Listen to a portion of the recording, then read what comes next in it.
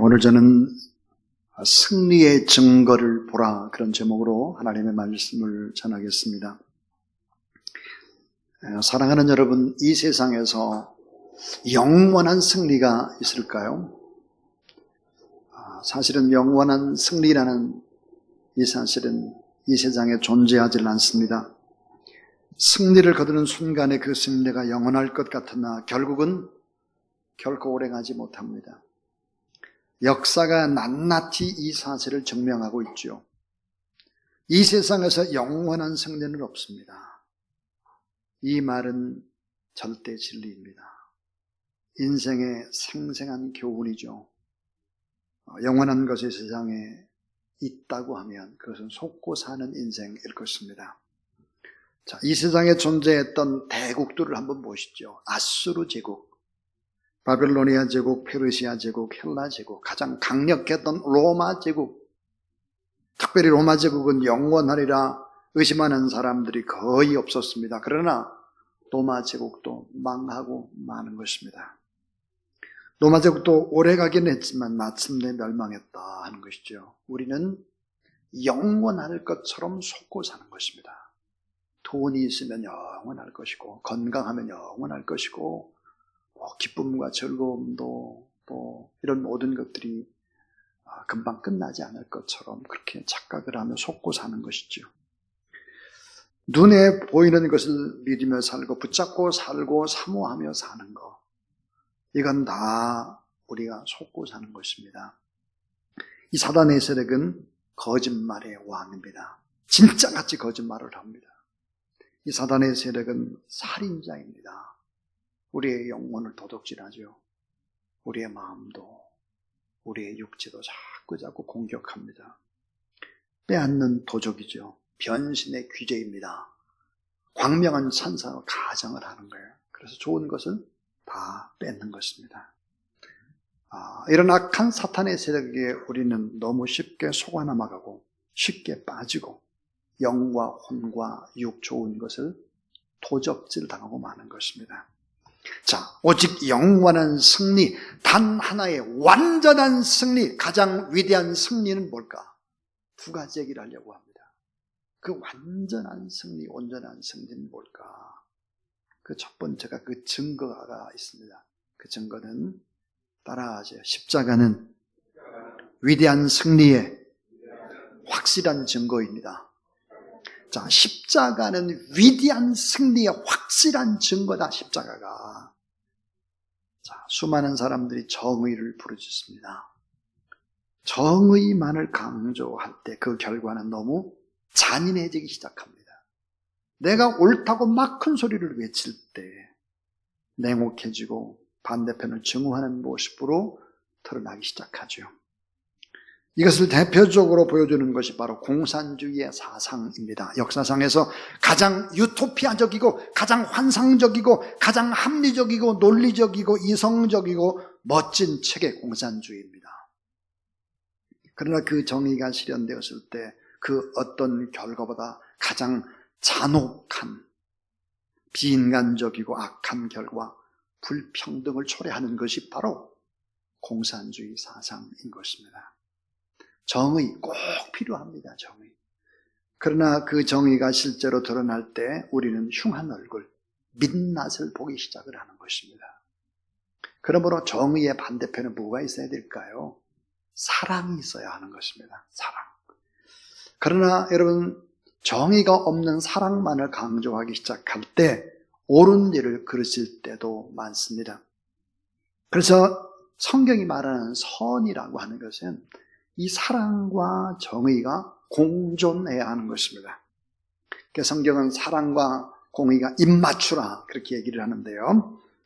자, 그러면 사랑이 50%, 정의가 50%면 이게 공존일까? 그렇지 않습니다. 100% 정의가 실현되는 것이 사랑이고 100% 사랑하는 것이 바로 정의인 것입니다. 자, 선한 분은 오직 한 분, 하나님이다 그랬어요.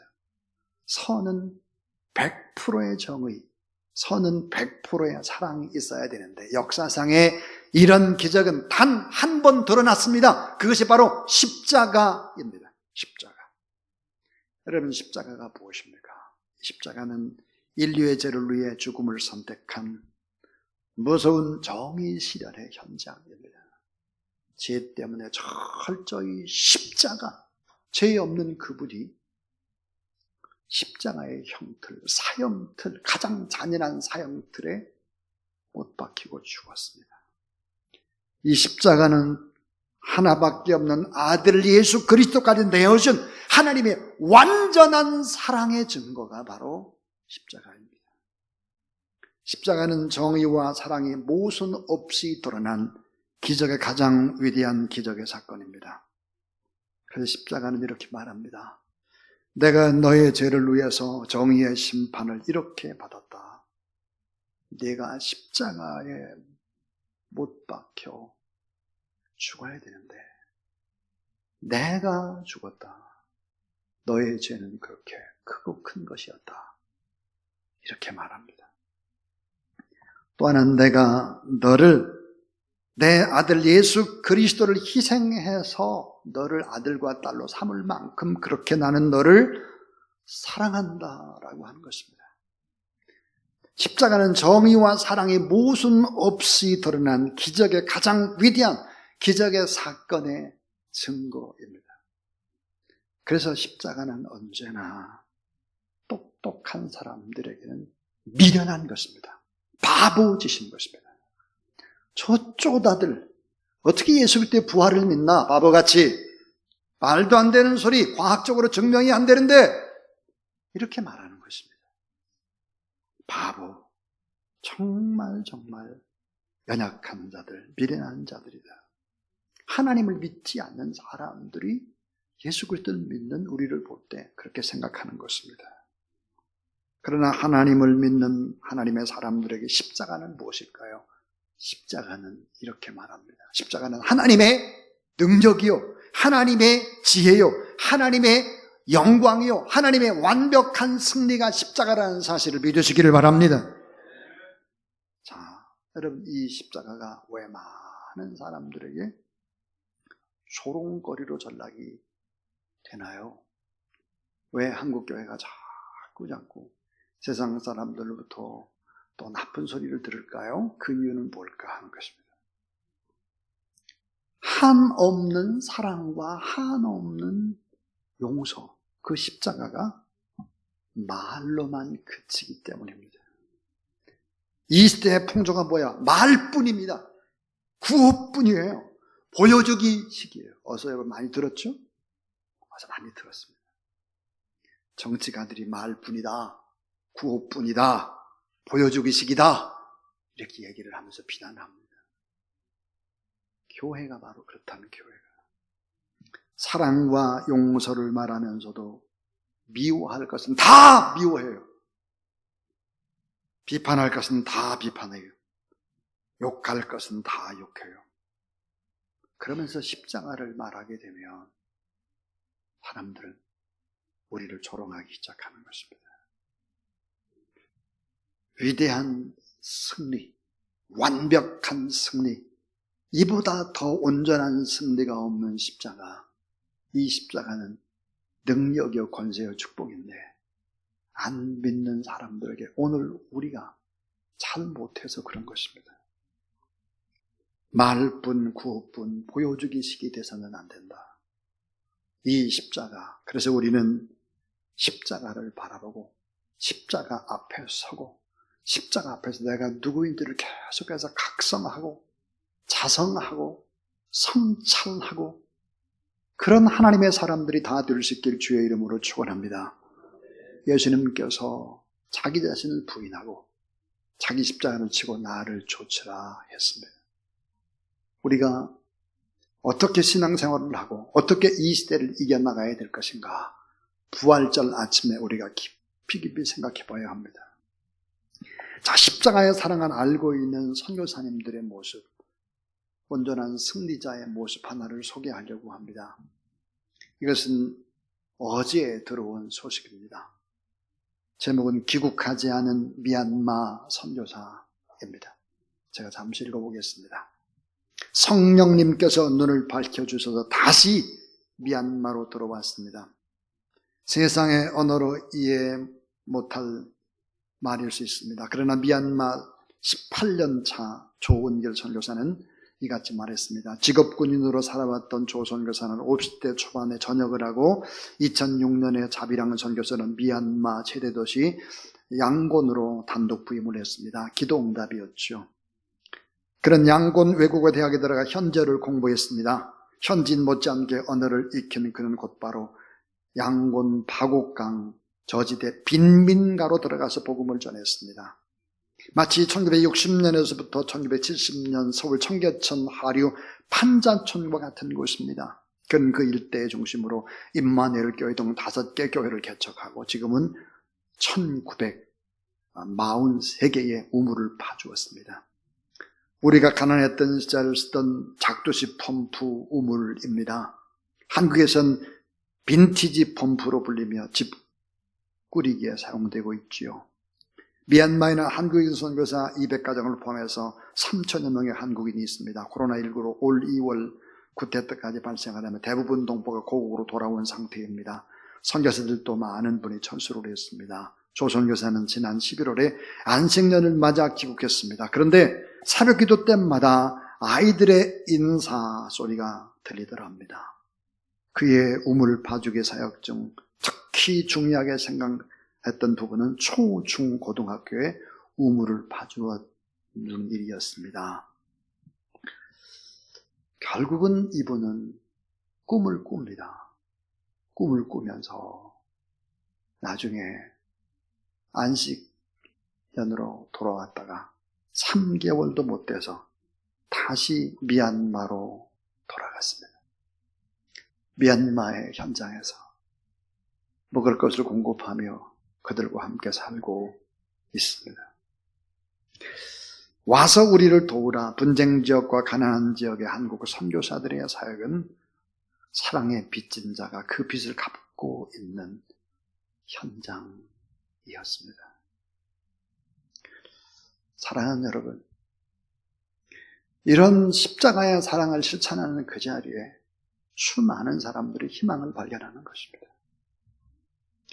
오늘 우리가 예수 그리스도의 십자가, 완벽한 사랑과 완벽한 정의가 이루어진 십자가, 그 십자가를 붙잡고 그 십자가 앞으로 나가는 그런 여러분, 그런 삶을 살면 여러분은 반드시 승리자가 될 수 있다는 사실을 믿으시기 바랍니다.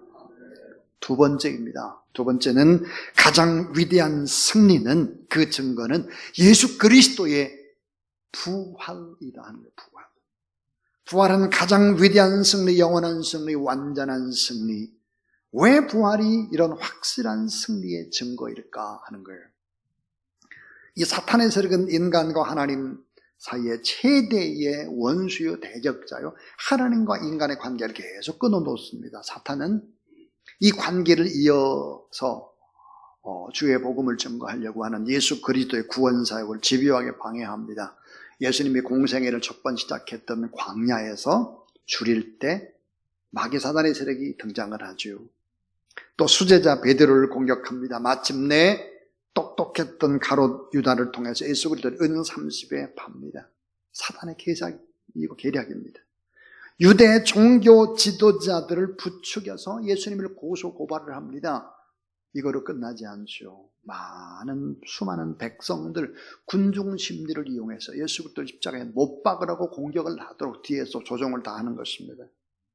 이 사탄의 치밀한 계획은 끝도 없이 공격도 공격을 하면서 예수 그리스도를 십자가에 못 박고, 그리고 자기들이 이겼다라고 생각을 한 것입니다.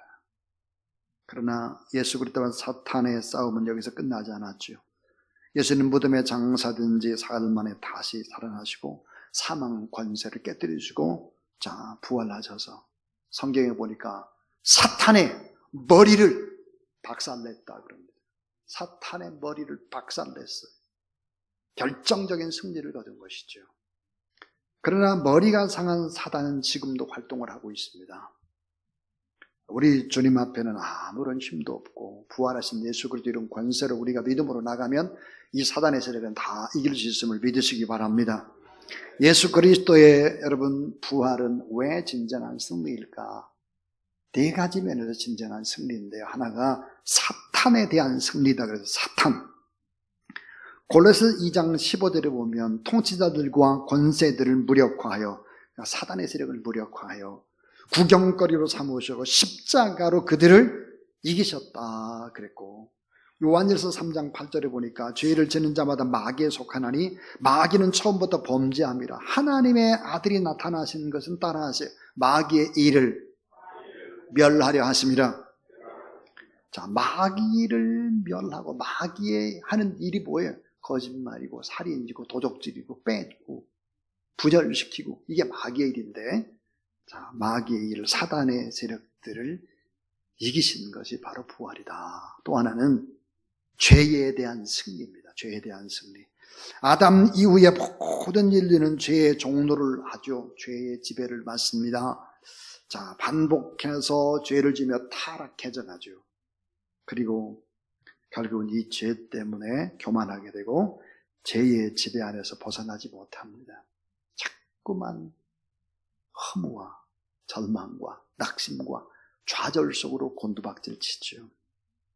근데 이러한 죄의 문제를 단번에 해결하신 분, 죄의 종로를 떴던 우리를 위해서 주님은 자기 백성의 죄를 대신 지시고 십자가에 못 박혀 죽으십니다. 그래서 성경은 이렇게 말을 하죠. 따라하세요. 죄로부터 해방되어, 자, 죄로부터 해방되어서 우리에게 의를 심어주셨다 그래요. 의의 빛을 주셨다. 참 희망을 주시고 산 소망을 주셨다. 그래서 참 은혜와 참 평강을 주시는 것입니다. 베드로전서 2장 4절, 친히 나무에 달려 그 몸으로 우리 죄를 담당하셨으니 이는 우리 죄에 대하여 죽고 의에 대하여 살게 하라 하심이라. 그가 채찍에 맞음으로 너희는 나음을 얻었나니 그랬습니다. 예수 그리스도의 부활로 말미암아 우리가 가지고 있는 질리고 질긴 우리를 공격하는 죄에서 우리가 해방을 얻었다는 사실을 믿으시기 바랍니다. 또 하나가 죽음에서의 승리입니다. 제일 중요하죠. 죽음의 승리. 자, 사람들은 죽음을 극복하기 위해서, 죽음을 이기기 위해서 투쟁을 합니다. 그러나 맥없이 패배하고 맙니다. 왜냐하면 죽음이 뭘까요? 죽음은 공포의 대왕입니다. 하나님을 믿지 않는 사람에게서 죽음은 어때요? 끝장이에요. 죽음은 공포의 대왕입니다. 죽음 앞에 좌절하고 절망하고 무력하고 두려움 벌벌벌 떠는 것입니다. 예수 그리스도를 믿지 않는 사람들은 뭐라고 생각할까요? 죽음은 끝이라고 생각을 합니다. 끝이 절대 아니에요. 또 다른 세계가 시작이 되는 것입니다. 그것은 어리석음이죠. 영원한 영생의 시작입니다. 많은 분들이 암에 걸리거나 갑자기 뇌졸중으로 쓰러지거나 무슨 갑작스러운 사고를 만날 때 죽음의 두려움에 빠질 수밖에 없습니다. 그러나 여러분, 곰곰이 생각을 해보면 이 죽음이라고 하는 것은 그저 육체를 영광스러운 육체로 갈아입는, 옷 입는 과정에 불과하고, 다리 하나를 건너는 과정에 불과하고, 강 하나를 건너는 것에 불과하다. 그래서 하나님을 믿는 사람에게는 이 죽음이 축복이라는 사실을 여러분 믿으시기를 바랍니다. 저도 일이 많고 여러 가지 해야 될 일은 산더미처럼 많은데 능력은 부족하고 몸은 고나고 그럴 때 하나님 앞에 종종 이런 고백을 드립니다. 하나님, 저 빨리 아버지가 계신 곳으로 가고 싶어요. 빨리 가고 싶습니다. 사도 바울도 똑같은 마음이었죠. 빨리 가고 싶습니다. 그런데 이 세상에 해야 될 일, 구원해야 될 일 때문에 잠깐 있는다면 그 일 때문에 있겠습니다. 그러나 정말 빨리 가고 싶습니다. 빨리. 이런 고백을 합니다. 자, 예수 그리스도의 부활, 이 부활이라고 하는 것은 예수님이 부활하셨다. 부활의 첫 열매다. 첫 열매이기 때문에 그 예수 그리스도를 믿으면 우리가 반드시 반드시 우리도 부활한다는 사실을 믿으시기 바랍니다. 예수 그리스도의 부활은 죽음의 권세가 산산이 조각나는 순간 사망에 대한 승리여 더 이상 죄가 왕노릇하지 못하는 것이다. 믿는다는 죽음이 축복인 것을 알고, 믿는다는 죽음이 영생의 관문임을 알고, 이 죽음이라고 하는 것은 죽음이 영원한 세계로 들어가기 위해서는 그저 하나의 옷을 갈아입는 것과 같다 하는 것이지요. 베드로전서 1장 3절에 우리 주 예수 그리스도의 아버지 하나님을 찬송하리로다. 그의 많으신 긍휼대로 예수 그리스도를 죽은 자 가운데 부활하게 하심으로 말미암아 따라하세요. 우리를 거듭나게 하사 산 소망이 있게 하시며, 살아있는 소망입니다. 살아있는 소망. 예수 그리스도의 십자가에 못 박혀 죽으심과 부활은 살아있는 소망을 우리에게 품게 하고, 죽음도 축복이다. 그래서 인생을 아무렇게 살아라 그 말이 아니에요. 최고 최선을 다해서 살아가는 것이죠. 그래서 예수 그리스도의 부활이라고 하는 것은 사탄에 대한 승리, 죽음에 대한 승리, 죄에 대한 승리다 하는 것입니다. 그런데 여러분 꼭 기억해야 될 마지막 것이 있습니다. 그건 뭘까? 예수 그리스도의 부활을 믿는 자에게는 놀라운 축복이 임한다는 거예요. 왜냐하면 예수님이 만물의 정복자요, 통치자요, 만왕의 왕이기 때문에 반드시 승리하게 되는데, 자, 이 사탄에 대한 승리, 죄에 대한 승리, 죽음에 대한 승리, 이 승리를 믿는 사람에게는 놀라운 세 가지의 일이 벌어진다는 것입니다. 그 하나가 뭘까요? 그것은 바로 육체의 부활입니다. 육체의 부활. 육체의 부활이요. 또 하나는 심령의 부활입니다. 여러분, 심령의 부활이라고 하는 것이 무엇입니까? 참 평안함입니다. 평안한 평강입니다.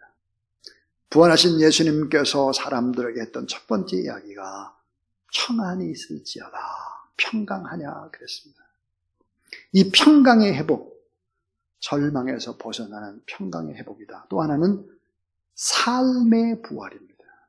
자, 육체의 부활, 심령의 부활, 그 다음에 삶의 부활입니다. 가난과 결핍과 육체의 질병에서 하나님이 치료의 광선을 바라실 수 있는 이런 삶의 부활, 심령의 부활, 육체의 부활, 이 놀라운 삼중의 부활의 기적들이 여러분의 삶 가운데 반드시 있게 되기를 주의 이름으로 축원합니다.